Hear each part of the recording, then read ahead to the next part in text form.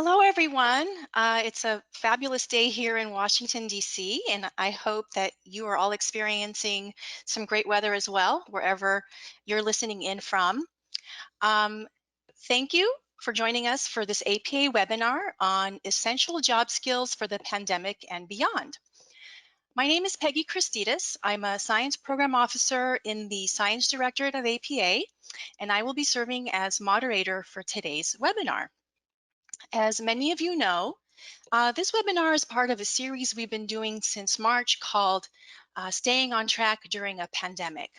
Today's webinar is the 11th in the series, and we've continued doing these webinars because, quite frankly, the demand for them has been pretty high. So thank you for supporting us, and as long as there's a demand for these webinars, we will continue doing them for you. We have a great panelist scheduled for this webinar. She will be flying solo today and leading the discussion on this topic about essential job skills. But before I introduce her and get us started, I wanted to go over a few things real quick. For our audience members, if you find yourself having technical difficulties with GoToWebinar, try closing out of other applications on your computer, and that should hopefully resolve the problem.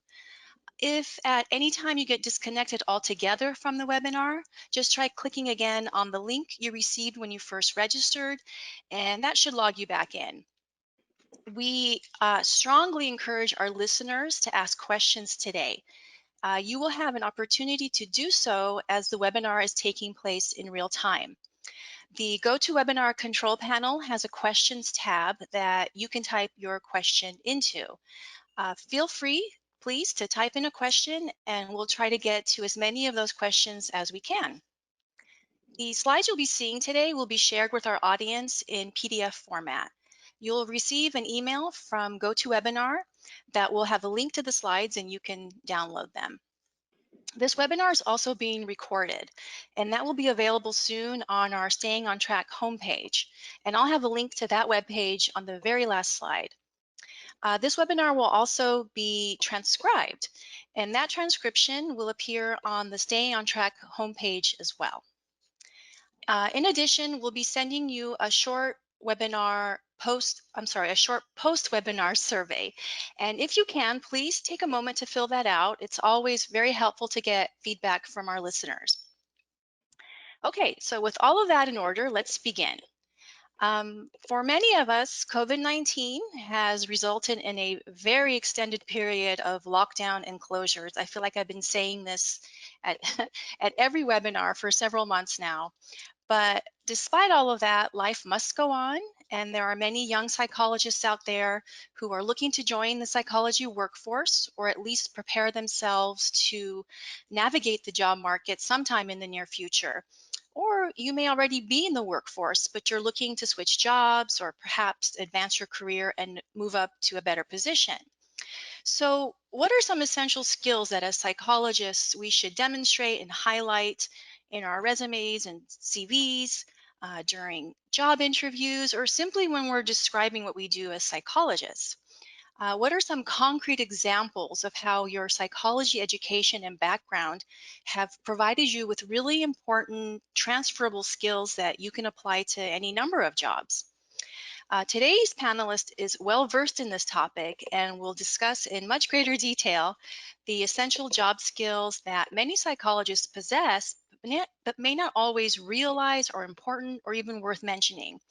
And she'll also talk about what sorts of skills employers typically look for and how the pandemic is affecting the job market as well as your job prospects. So without further ado, I would like to introduce our speaker for this webinar. Today we'll be hearing from Dr. Karen Stamm. Dr. Stamm is the director of APA's Center for Workforce Studies, and the mission of the center, also known as CWS for short, is to collect, analyze, and disseminate research that is relevant to the psychology workforce and education system through the use of surveys, federal statistics, and data mining. CWS gathers information about the profession of psychology, including its scientific and educational communities, its practitioners, and psychologists working in the public interest. So with that, Dr. Sam, thank you and welcome to the webinar. And when you are ready, you may begin. Great, thank you so much for that introduction. Next slide, please. Okay. So in case you're unfamiliar with the APA Center for Workforce Studies, as Peggy mentioned, we have a website and we have a whole lot of additional research. I'm only going to touch on a small portion of that information today. And if you're interested in more information about any part of the psychology workforce education pipeline, I do encourage you to check out our website at apa.org/workforce. We have a whole series of reports, data point fact sheets, and other products that can help you inform your career decision-making process. We also have a lot of really fun data tools that I know my team and I have been very excited about, and we hope that you are excited about them as well. If you have any questions or need information about how to find some specific data on the psychology workforce or education pipeline, please send us an email to cws@apa.org. My team and I would love to hear from you. Next slide, please. So for today's webinar, I'm going to focus around a couple of key points. When you come to thinking about your skills and how you can apply those to your career prospects, one metaphor is to think about being a T, where you have both deep expertise or technical knowledge in a specific content area and a broad set of essential skills that are important in performing just about any type of job. I'm not going to touch too much on the deep expertise areas because those are varied and will be very individualized depending on what type of job you're looking for, what kind of subfield in psychology you are pursuing, as well as some of the more technical areas. And that obviously your mileage will vary, and that could be a whole webinar series in and of itself. What's common to many types of jobs, though, is a broad set of essential skills like leadership, teamwork, and communication. These skills have been particularly important during the pandemic as well as prior to the pandemic and are likely to be important post-pandemic. So by focusing on these essential skills, which I'm going to talk about today and give you lots of examples of those essential skills, this can help to pandemic-proof yourself in the uncertain job market that we're experiencing at the moment. Next slide, please. We've also been getting a fair number of questions about how is the COVID-19 pandemic affecting the job market, as well as how is the COVID-19 pandemic affecting my individual job prospects. The reason why I have this partly sunny icon here is because the job markets in general have some mixed findings.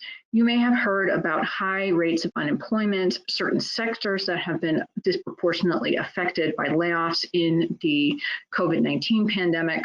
You may have heard about hiring freezes or furloughs and reduced hours or wages. And all of those are some of the bad news about the job markets in general. But it's not completely dead. The job market is still there. Jobs are being posted. They may be a bit more competitive than they have been in the past. They may be a little bit more difficult to find, especially if you are in some of those areas that are being affected specifically by the pandemic. So there is some mixed news and some optimistic findings there too. What we've seen so far in some of the broad labor market indications are that people who have higher levels of education are, one, less likely to be unemployed, and two, are the people who have been more likely to have changed jobs during the pandemic itself, since about the beginning of March or so. And those bode well for a field like psychology, which has a fairly large, a fairly high level of educational attainment. The question about how is the COVID-19 pandemic affecting my individual job prospects is a little bit more tricky because this answer will depend on what kind of job you are looking for. Again, your mileage may vary, and depending on what type of job you're looking for, it may be a little bit more difficult to find certain types of jobs.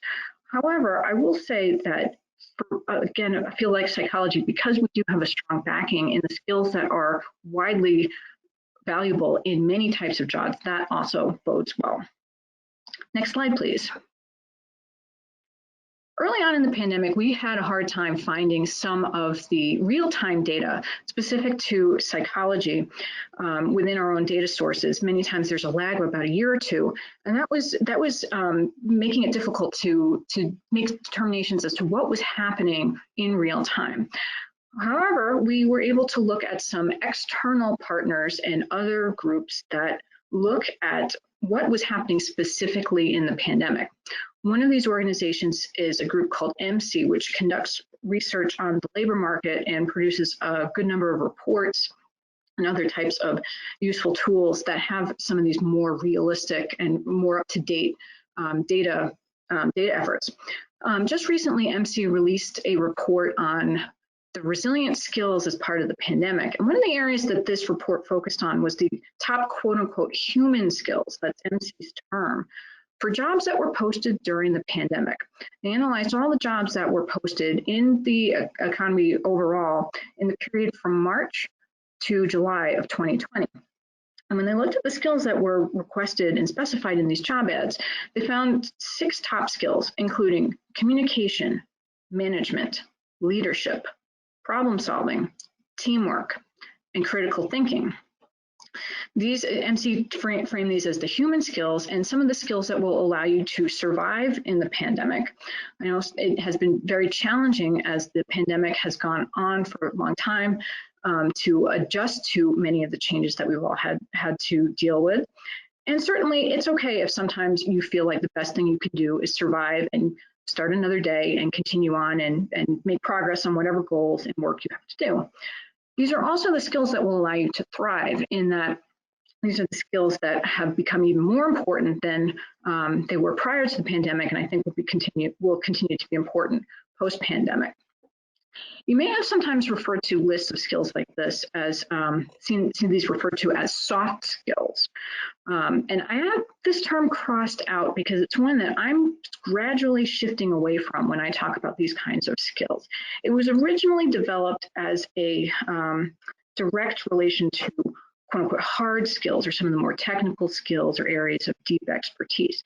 And the term soft skills implied that they were less than important than hard skills. And that's actually not the case. You need both in most jobs.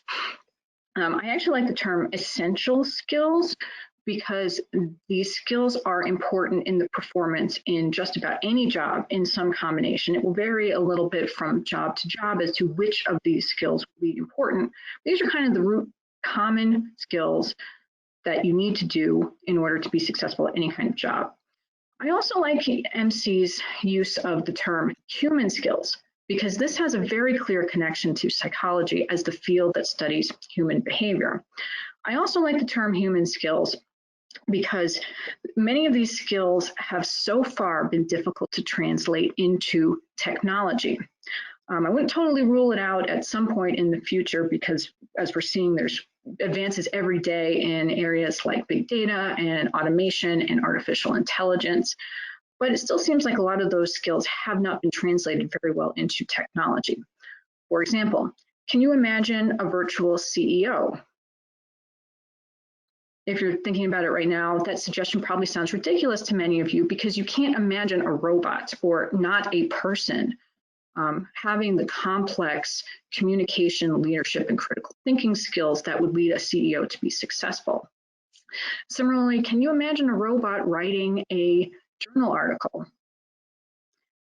There have been some advances in artificial intelligence's abilities to summarize reports, but so far I haven't seen many good ways of artificial intelligence or technology actually synthesizing and thinking critically about complex information that you would need to do in order to write a journal article or a research paper.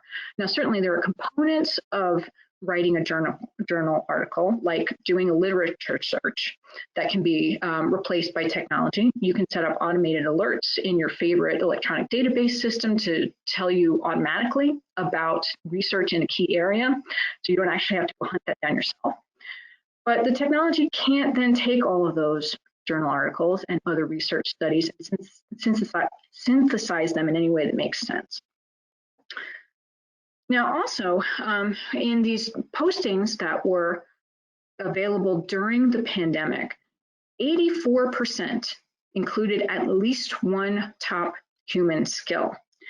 And when MC broadened that list to a more expansive list of human skills that included some additional examples, 100% of the jobs that were posted during the pandemic included at least one of those skills. Next slide, please. So that leads me to my next point about why are these essential skills so essential? Well, MC's data would suggest that these skills are important to many occupations and career pathways. And this is a helpful context for a field like psychology that, again, doesn't lead to one occupation, it actually leads to many. And the unique combination that you have of these essential skills will help you to broaden your career prospects. Many of these essential skills have a foundation in psychology as the field that studies human behavior. And I'm going to walk through some examples of how that might be the case. One example is motivation. And one way to think about motivation is self-motivation.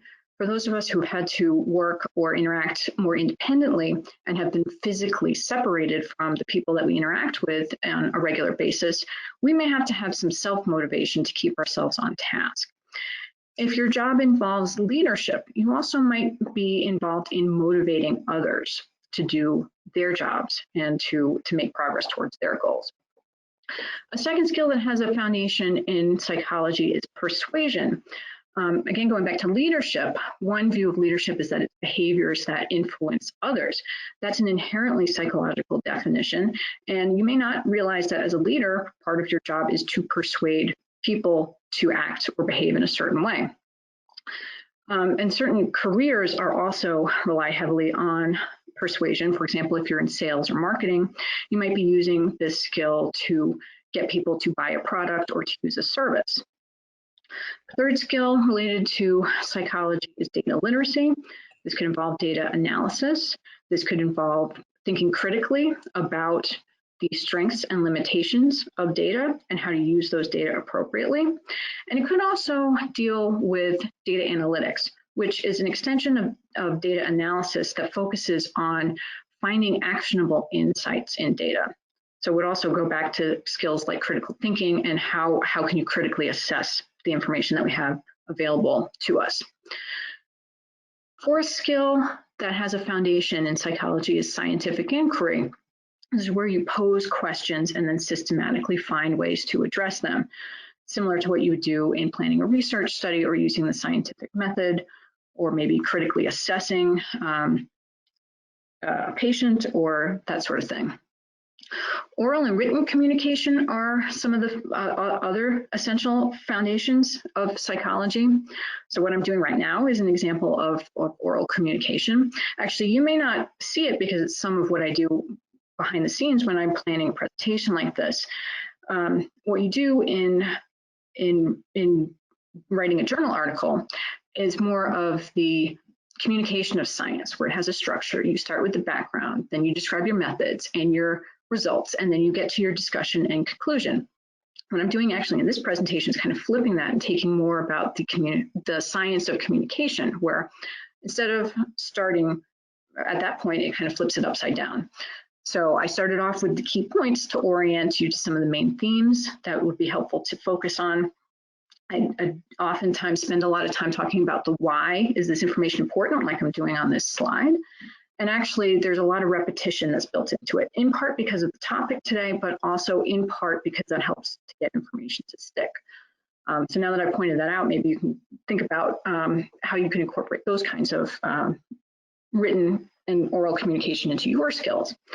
And certainly professions like therapists would have to be skilled in oral communication. Teachers, the same thing. And you could also extend this to more informal oral or written communication. For example, can you clearly write an email so that people understand what you're doing? Another skill is interpersonal relationships. And this could deal with human dynamics. This could deal with team dynamics. Maybe you've worked on teams and collaboration and you've learned something about that. That's also very much grounded in psychology.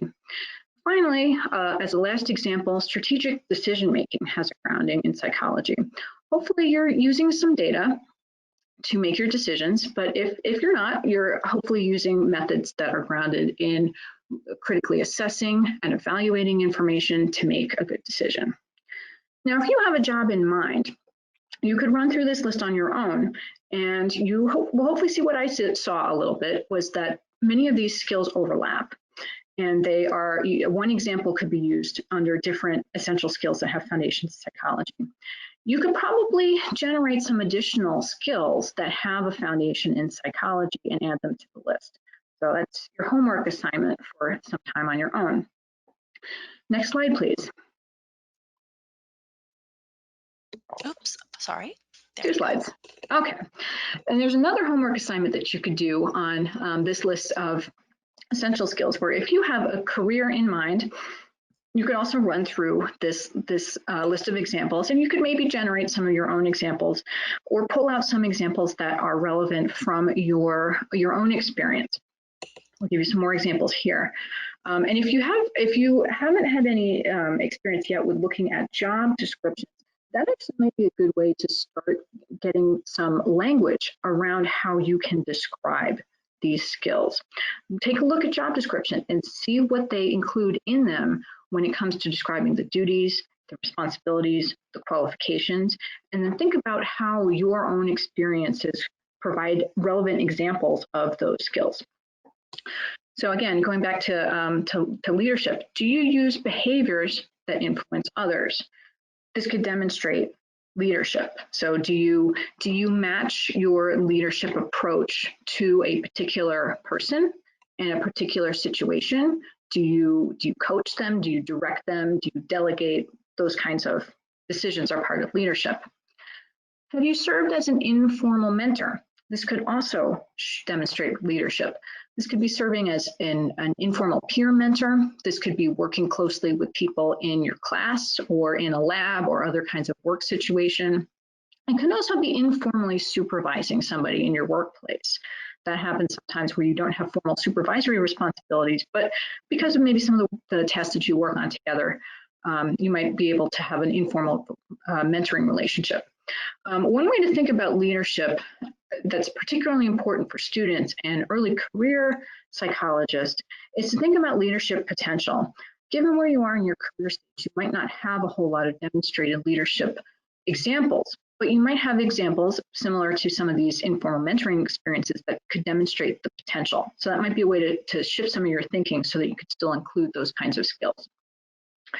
These next two examples are going to sound like they're very similar, but they're actually highlighting slightly different skills. Do you have the ability to identify actionable insights in data, which is more about critical thinking, and could also draw in some skills around data literacy and making appropriate judgments about how to use those data appropriately? On the other hand, do you have the ability to describe actionable insights in data, which takes those actionable insights and then communicates them to the people who actually need to act on the data?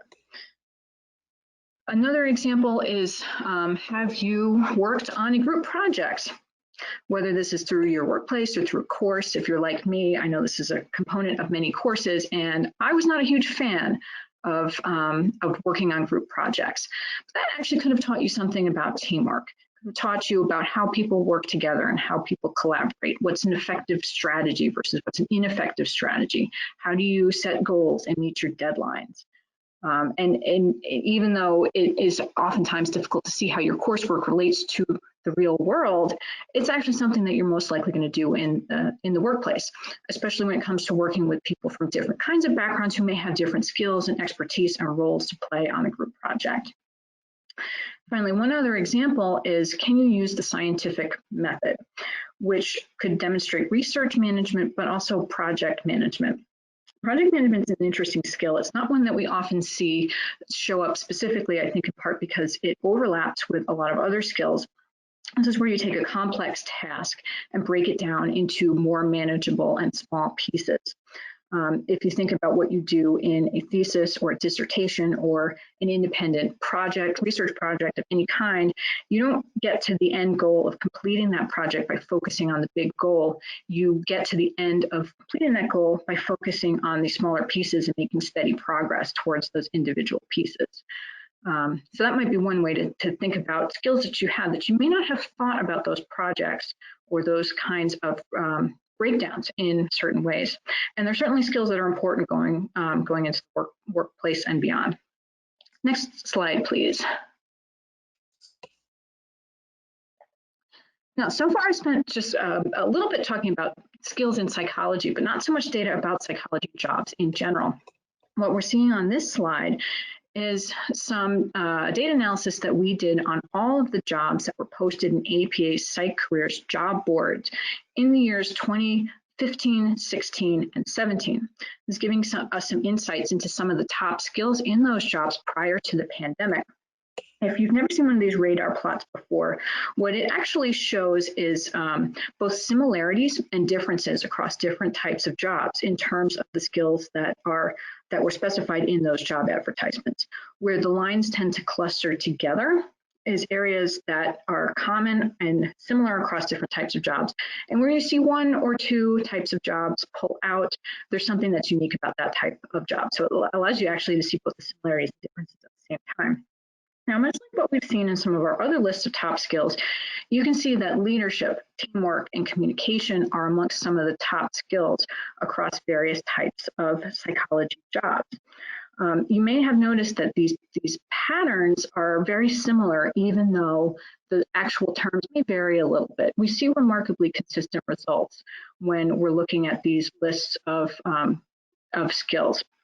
I do want to point out that for researchers on the left-hand side, analytical skills are one of the top skills, and that may be related to data analysis and research design and those kinds of responsibilities that we're picking up in those job ads.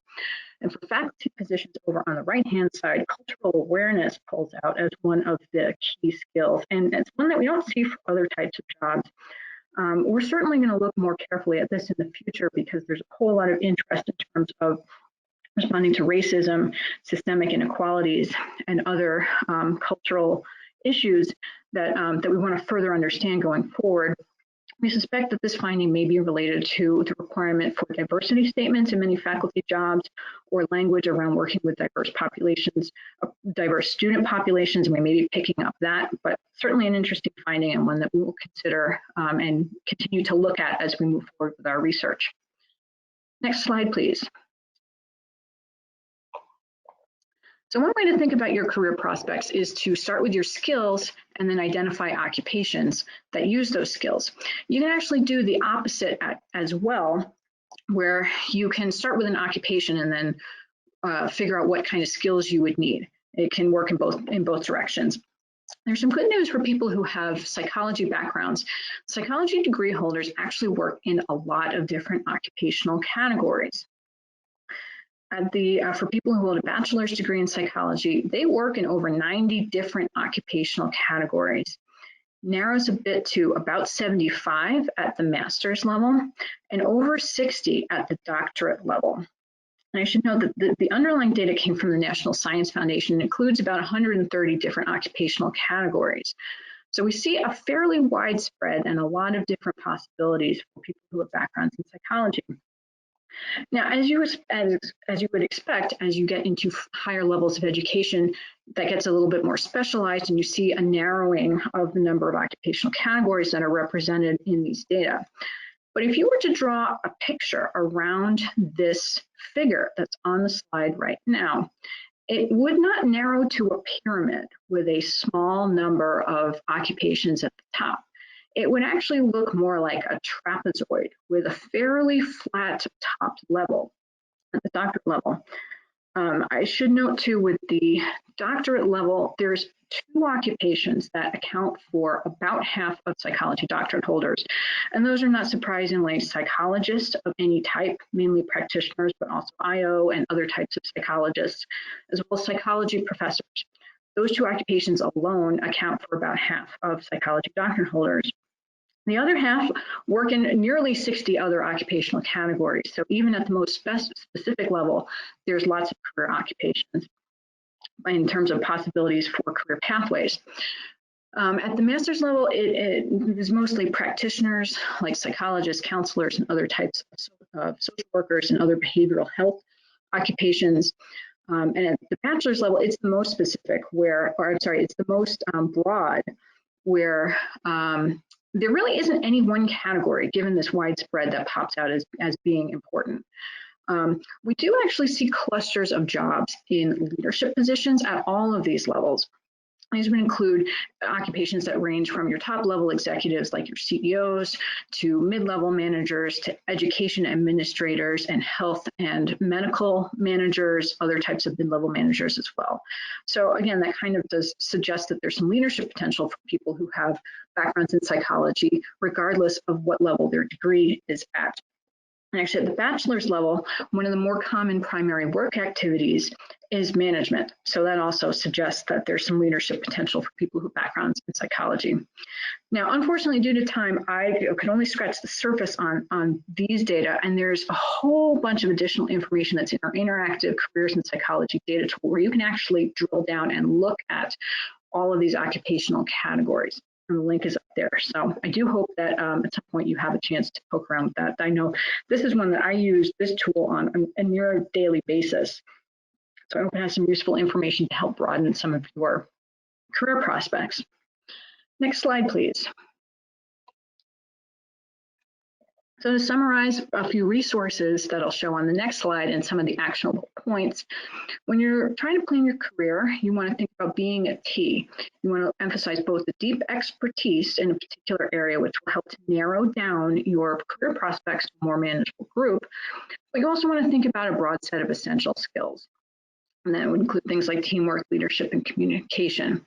These essential skills are resilient skills. They're the skills that we saw from the MC data at the beginning that were important during the pandemic. They're the ones that we saw through that slide on the psych careers with the radar plot that were important prior to the pandemic. And I don't think I'm going out on a limb by saying these skills will endure and they will be important in whatever post-pandemic workforce we have. Some of the key skills, as we saw through many of these groupings, were things like teamwork, communication, and leadership. I also wanted to highlight some of the skills of the future because I think the pandemic is highlighting some of the areas where we may be going forward and will continue to be important. People I think who will have an edge in the future are people who can show they can be adaptable in the face of change, people who can be flexible and can be open, and people who are able to learn new things. So if anyone had Zoom on your 2020 bingo card, go buy yourself a lottery ticket too, because I don't think a whole lot of people knew that we would be spending most of our time in virtual meeting platforms.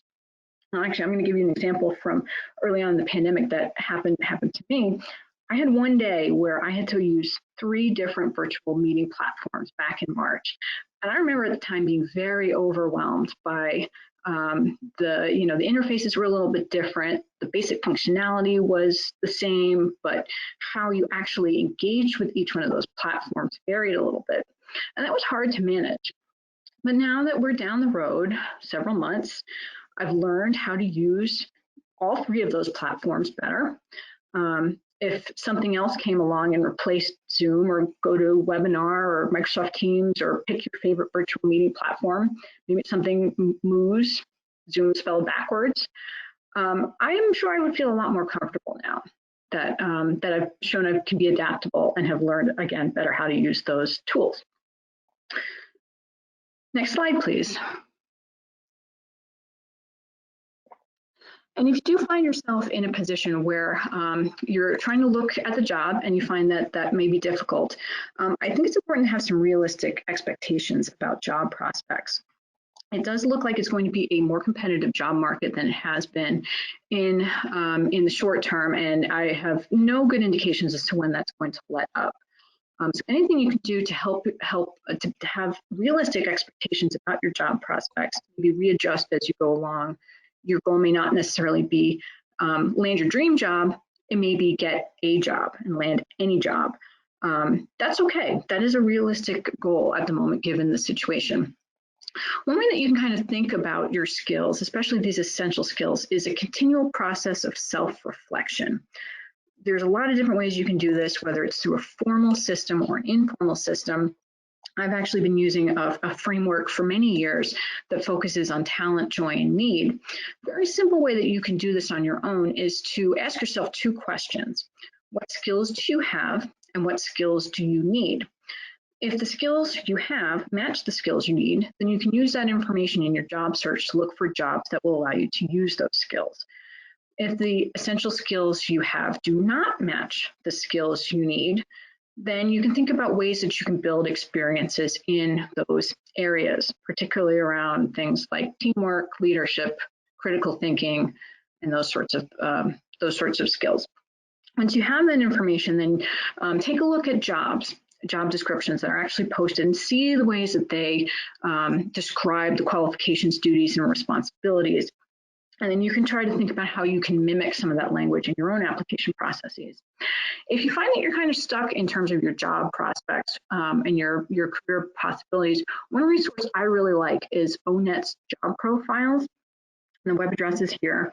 This contains a database of over 1,000 different jobs, and you can search based on interests or skills or career clusters. You can look at industries, and you can find jobs that are similar to ones that you might be interested in. They also have some interest inventories that can help you along with this process. Another resource is the APA Individual Development Plan, which is a 5-step plan that will help you explore your career prospects and actually develop a plan to achieve your career goals. I also think one of my personal mantras for the pandemic and even prior to that is plan but adapt. Again, it is okay if your first choice job option does not pan out. The research shows us that there are lots of different ways that people who have backgrounds in psychology can use their education and their experiences in psychology at work. And the research also shows that people typically are able to find satisfying and meaningful careers. And there's, again, lots of ways to do that. Last slide, please. Oops. No. There you go. Yeah, thank you, Peggy. If you are interested in exploring any of these topics in more detail on your own, I've included a number of links in the slides, including the Careers in Psychology data tool that I referenced. And the second link below that is a handout that corresponds to that, as well as one of our other degree tools. And you notice here, our moderator, Peggy, is one of the co-authors and contributors to some of these. I also included some data points, which are one-page fact sheets that were published in APA's member magazine. We had several that were around skills and knowledge. I also included the link to MC's Resilient Skills report. Side note, everybody is in the class of COVID-19, whether we want to be or not. We're all going through this together. Second to last link is another data point on skills that was published in the Monitor. And finally, this last resource is about the Skillful Psychology student, and it's aimed at undergraduates. But as we have seen in many of these other lists, many of these skills apply across all different levels. So this will give you some other examples of some of these skills that you might want to think about. And with that, thank you all for joining us today, and I'm going to turn it back to Peggy for our Q&A. Thanks, Karen. That was really very informative. Lots of information packed in there. So I strongly encourage our listeners to actually visit the CWS webpage. It contains all sorts of reports, fact sheets, data tools that I know you will find very useful, and they're very good about updating these things. So you should check it out, bookmark it, and keep coming back to it. I would like to open now the floor to questions. We have, let's see, about 15 minutes left or so for questions. So let me pull up a couple of questions that people have asked, but I do encourage you to type into that little questions box any questions you might have for Dr. Stam. So the first one that I see here asks, I am interested in pursuing a career as a tenure track faculty at a university. Very traditional trajectory here. What does the academic job market look like, especially for tenure track positions? That's an excellent question, and one we've been monitoring even prior to the pandemic. I think this is one sector in particular that is looking to be tougher than it has even under the best of circumstances. So if I would strongly encourage someone interested in a tenure track position to go through that self-reflection process and to really hone in on what it is that appeals to you about those jobs, and to be fully prepared that there aren't really a lot of tenure track jobs, and those numbers may be shrinking, especially in the current market. Now, again, the somewhat positive news is that the job market is not totally dead, but it also does not appear to be as robust as it has been in previous job cycles. So that's certainly important to have some realistic expectations. But actually, one thing that we see in our data is that at the doctorate level, if you pulled out a number of other professor positions in fields other than psychology, it would actually be the third most common occupation. And we think part of the reason of this is that psychology is often referred to as a hub science, meaning that it connects at some of its edges to other fields like business, computer science and statistics, other natural sciences, other social sciences, biological sciences, and those education and all of those other fields. So that actually might be one way to sort of broaden your job prospects, is to look for some of these jobs in these other departments that are not psychology. Now, granted, these may be a little bit more competitive because you'll be going up against candidates who have stronger backgrounds in that field. But again, you never know. And I'm a big fan of, if you don't play the game, you can't win. It wouldn't hurt to at least try. True, indeed. This next question is somewhat related, actually. What does the job market look like for those of us looking for adjunct faculty positions? Do you have any information on that?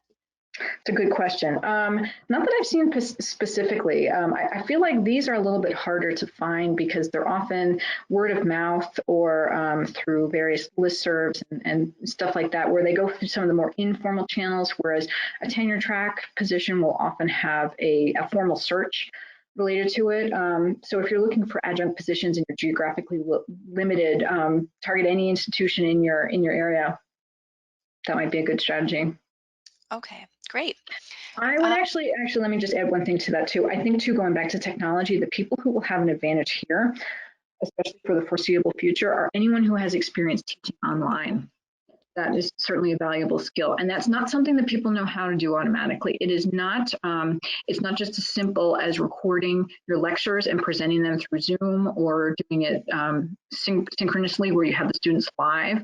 There's a specific different set of skills that can be useful in online teaching. So if you have that, that might give you an edge too. Yeah, absolutely. The next question asks, I'm a mid-career psychologist seeking a new and better job. What recommendations do you have as I start mailing off resumes and interviewing for jobs? Yeah, you're in a fortunate position because you may have a longer employment history and you may have more experiences to draw on. So what might be helpful is to target a specific job and to think very carefully about what the relevant experiences are from your past history that would be relevant to that job, because not every experience would be relevant. You don't necessarily have to tell a chronological story. You don't necessarily need to include everything. And especially too, if you're trying to make a move from academia into, or you're a new graduate student and you're just going on the market for the first time, if you're looking for a job outside of academia, you may not have to talk a whole lot about your dissertation or that kind of specialized research. Certainly do that if it's relevant to the jobs you're applying for, but it may not be. And I would encourage you more to look more at those essential skills, or if you have some of the deep expertise that is relevant. And I'll bring this back to my own experience. In preparation for today's webinar, I pulled up my cover letter for the position that I applied for many years ago at APA. I did not mention my dissertation at all. That's in my CV, and if somebody was interested in that, they could find the details about that in my CV. I had a vague phrase somewhere that generally described the research topic, but did not mention the dissertation at all. And I only had one sentence that talked about my my education background. Now, I was applying for a research job, so I did focus more on those areas of deep expertise around that. I do actually remember this. There's sentences like, making contributions to papers and conference presentations, to grant proposals, which speaks to some of the communication skills, those sorts of things. So tailor those and pick out the relevant experiences. Make sure you weave together a compelling story around that. Okay, great. The next question is, what does the job market look like for those of us who are practitioners or health service psychologists? Yeah, also a good question. And we're anecdotally hearing that, due to the effects of the COVID-19 pandemic, especially as they go onward, there's certain groups that will have a stronger need for services. Some of our research suggests that these areas are around some underrepresented groups. For example, people who can work with Hispanic populations or older adults. Sometimes it's also specific to work settings, like psychologists who are able to work in hospitals, especially if this deals with some sort of teamwork capacity. And also geographically in the South, we need more psychologists there to respond to population health needs. So these are some of the areas that are showing up in some of CWS's research that might be promising. I also like the idea of market creation to sort of seek out these unique niche opportunities rather than market competition, which is kind of what we have now, especially when it comes to dealing with other health practitioners. Being specialized and being able to respond to the population health needs is really, really critically important. Great. And of course, we can't talk about jobs without talking about salary. And so we have a couple of salary related questions. One is, I don't know if there's an answer to this, but do you anticipate there would be a significant change in salary during pandemic? Are you seeing anything related to salary changes because directly related to COVID? It's a really good question. Not that we have seen, because this, I think, is one of the areas where we're struggling to find real time or fairly up to date information. Some of the anecdotal reports I've had are that, psychologists initially had some decreases in their patient loads, and that could have influenced their salaries, but that seems to be leveling off a little bit, and that may have just been related to the disruption that was presented by the shift to telehealth. In terms of faculty jobs, I have not seen any data on that yet, but I think it's probably a little bit too early. Obviously, if you're in a sector or an organization that's subject to furloughs or temporary layoffs, that could be affecting you. Yeah, that's a really good question, and I wish I had a better answer. Yeah, that's a tough one. Here's another question about salary. It's a little bit more general. Although money isn't everything, I would still like to know what I'd be making as a psychologist. What are some good resources for learning more about psychologist salaries? Hmm. Well, we used to use data from Coupa HR for faculty salaries. I believe they still go forward with some of their information. Coupa HR, and Peggy, actually, you would be a good person to know more about this. I always forget what it stands for. The College and University Oh Professional gosh. Association on Human Resources. They Yep. collect salaries for faculty and other types of staff and administrative jobs at colleges and universities. They were always a good resource for that. Um, let's see. MC actually might, I don't know if they do salaries. They may or may not. Does CWS have a data tool on salaries? I can't We recall. do. Yes, we have one too. That's on our website. So if you can find our main data tools page, it's fairly general. So it's probably sort of best for benchmarks. I can Right. tell you that, obviously, as your career stage goes up, your salary tends to go up, and there's some subfields, IO, for example, in particular, it tends to be a little bit higher paid, and any job that requires leadership or management responsibilities also tends to have a higher salary that goes along with this. So, if any of those areas sound good to you, I would encourage you to pursue them. Right. Right. Okay, the next question is, I am a clinical psychology major who is of Chinese descent and fairly fluent in Chinese. Is there a high demand for psychologists of a particular race or ethnicity or who can conduct a therapy session in a language other than English? Hmm, that's a great question. We've been getting more questions about Hispanic populations, for example, and we've got some data there that it's about 5% of psychologists are themselves Hispanic and or are able to provide services in Spanish. Chinese, I don't know specifically, and I'm not sure whether the question is from somebody who is planning to provide services in the U.S. or somebody who's planning to go back to China at some point. So that Yeah, it's might not be clear. some of the considerations as well. I mean, I would say generally yes. I think the predominant mode of training is in English only, and that people who have a second language, that's a valuable asset, especially when it comes to meeting diverse population needs. We certainly have some improvements to make within our own field in terms of increasing the representation of certain underrepresented groups. Right. Great. All right. So our next question asks, if you were to choose one essential skill that you think is the most important above all else, what would that skill be? Oh, you know, it's going to be one of those. Your mileage is going to vary depending on what kind of job that you're looking for. I mean, if you're looking for an increase in salary, I would say leadership. If you're a therapist, probably communication, or if you're a teacher.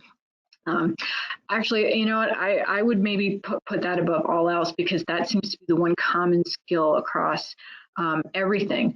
Another area, I didn't touch on it too much today, but I think it's really important in the pandemic, is applied psychology. And this is an area of psychology that takes all the great research that we do in psychology and translates it into the real world to try to address real world problems.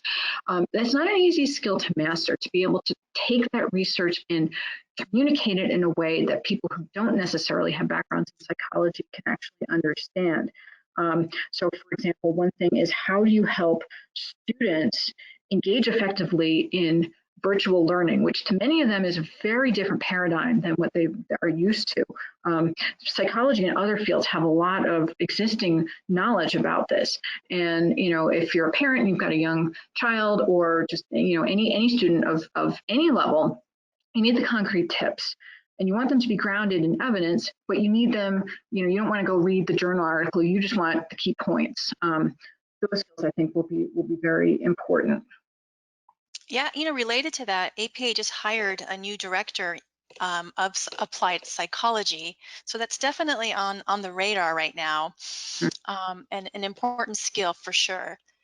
The next question asks, is there a particular skill or skills that academic institutions should do a better job of teaching their psychology students? I don't think it's so much a question about our institutions teaching these skills, but rather, do students recognize the ways to describe those skills? In other words, do students have the concrete examples of how to connect their experiences that they might have in their education to the skills that employers are actually value? Um, so I don't think it's so much a skills gap as it is as a language gap. And hopefully today's presentation gave you a number of examples that you could use to describe your own skills, to think about some of your backgrounds. And also, I think it's important to frame some of what you do in a training program. That's work. You know, things like, if you've never thought about your thesis or your dissertation as teaching you independent skills like project management or research management, or even just communication and teamwork, you know, you're probably working with a committee of people who are providing guidance on that project. Those are all examples, and you should get credit for it. Similarly, I think that some of the changes that we've all had to adapt to with the pandemic are skills that you need to give yourself credit for. We've all undergone a whole lot of change in a relatively short amount of time. And those skills, I think, will, you know, whatever the post-pandemic landscape looks like, those skills are going to continue to be important. So make sure you recognize that value. Don't undervalue yourself, and try to come up with as many concrete examples of the language to describe those skills as you can. Great. The next question asks, is there a specific time of year when there are more job postings? So in other words, is time of year important when it comes to searching for jobs? Mm-hmm. It is for academic jobs because they follow the academic cycle, but basically not for other types of jobs. They don't have that same seasonal pattern. And if you're unaware about the academic hiring cycle now, and from the late summer into early fall and within the next couple of months, that's the prime time when most academic jobs are posted. When we analyzed the data in Psych Careers, we actually didn't see seasonal patterns for any other type of job, so they're more spread out throughout the calendar year. Right, right. So the next question, this is a very interesting one. I don't know if there's an answer, but I'm going to ask it nonetheless. Can we expect a significant shift in innovative jobs going forward? So can psychologists develop unique new jobs, as a result of the pandemic? Are you seeing new jobs, new job titles popping up? I think there's the potential for it. I think the thing that's tricky about that question is that there isn't a whole lot of certainty right now about what is going to stick going forward. I am certain many of the changes from the pandemic will stick, but as of right now, like many of you, I'm not sure exactly what that is going to look like. I would anticipate a continued role for technology, especially when you're dealing with telehealth, with virtual learning, with just different ways of doing our jobs. That will continue to be important. I think too, some jobs will probably go away, especially as automation and other types of technological advances become more widespread. But other jobs might be augmented or changed, or some of your tasks you won't have to do anymore because you can rely on technology to help you with those tasks.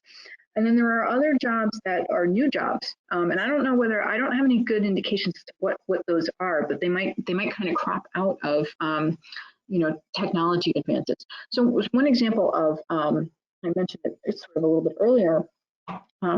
Writing a journal article or conducting research. There are certain tasks related to those kinds of that kind of work that can be automated, like doing the literature search. You can use your favorite electronic database of journal articles to look for the relevant research. You don't actually have to go to the library anymore.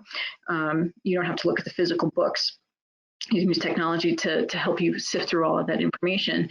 But what it can't replace is writing the actual journal article. You can't synthesize all of that information, put it together in a cohesive narrative. So what that allows you to do, if that's part of your job, it frees up some of your time in terms of searching for the literature, and it opens up your time to do something else. Similarly with data, some of the data preparation might be automated, but the analysis and the communication of it would not. It always strikes me when you look at some of these big algorithms that you pull them out of context and they don't make sense.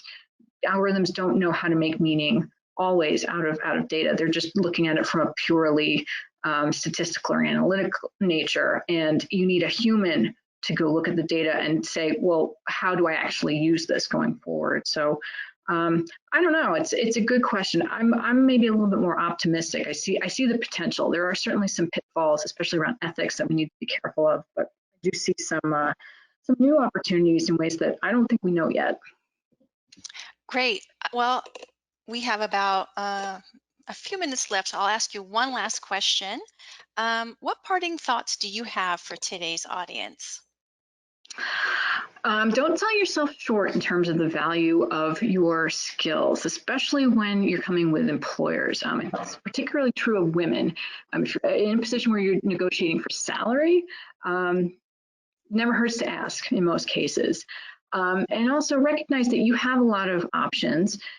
As we have seen throughout today's presentation, there isn't just one pathway, there's many. So do what you can to try to explore your options and recognize that there are lots of ways to find successful, meaningful, and purposeful employment in whatever your career pathway looks like.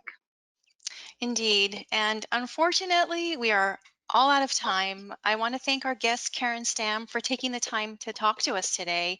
I think your presentation was incredibly informative. And I also want to thank our audience members for taking the time to tune in.